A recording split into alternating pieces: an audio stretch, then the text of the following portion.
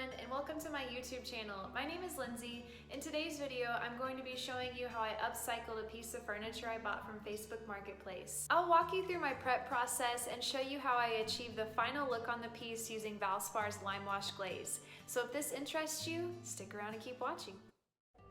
This is what the table looked like when I bought it. I decided to use a neutral colored chalk paint and apply a Limewash glaze on top of that to give the piece a new look.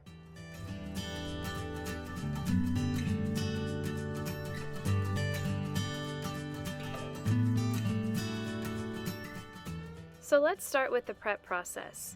You want to make sure that before you paint anything, you clean it thoroughly. Remember, prep is the most important step. The way I use this cleaner is by mixing 2 teaspoons into a large spray bottle filled with purified water. After I cleaned it with this product, I went back and used a different spray bottle of purified water only and made sure to wipe off and remove all of the cleaning product. This is another one of my favorites from Dixie Belle. It's their primer that works really well on laminate surfaces. You don't necessarily need to prime every piece of furniture, but I've found that it always helps my paint go on more evenly. So I applied 1 coat of Slick Stick to this piece. This is probably my favorite color of chalk paint that I've used so far from Dixie Belle. It's a really pretty neutral color and the shade is called Mason-Dixon Gray. I ended up applying 2 coats of this and let it dry overnight. I did not sand it or apply a top coat before the next step of applying the glaze.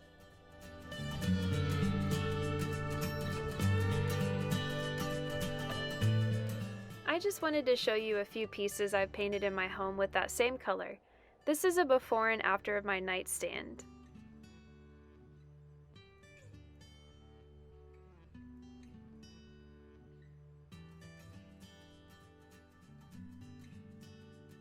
And this is another before and after of my bedroom dresser.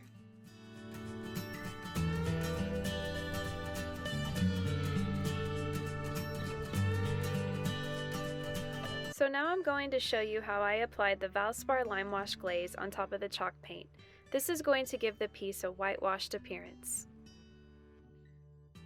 Make sure you're using lint-free rags with this product. You can find these on Amazon or most stores have them in their paint section. Be sure to give your product a good stir once you open it. Here I'm showing you how I applied the glaze to the piece using a dry foam brush.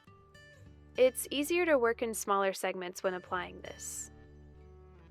Next, grab one of your lint-free rags and start to wipe off the glaze.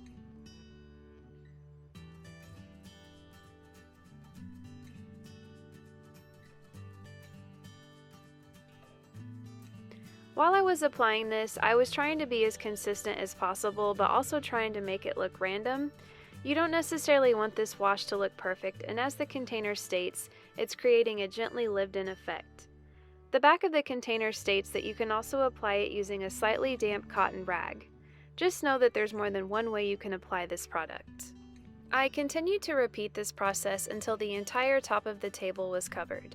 This is the finish I chose to use for the piece. I used a clean, dry foam brush to apply it and did a total of 3 coats. In between each coat, I used a piece of 220 grit sandpaper to gently sand. So one more time, here's a picture of it before, and this is the final look. I really like the effect the Limewash glaze gave the piece. It almost gives it a marbled appearance. I think the updated look makes the table go more with the rest of the decor in the house. It currently sits in our front living space of our home. Here's another project I completed using the same process and products. While I was in the process of painting the table, I was also in the process of updating some of our ceiling fans, and I thought, why not give this fan a similar look as the table? I'll be uploading a tutorial soon giving you a closer look at some ideas of how to update ceiling fans. I ended up updating 4 of mine and used different products for all of them.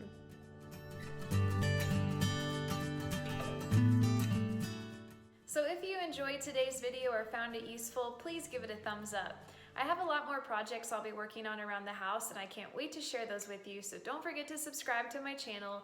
Thanks again for watching this video and take care.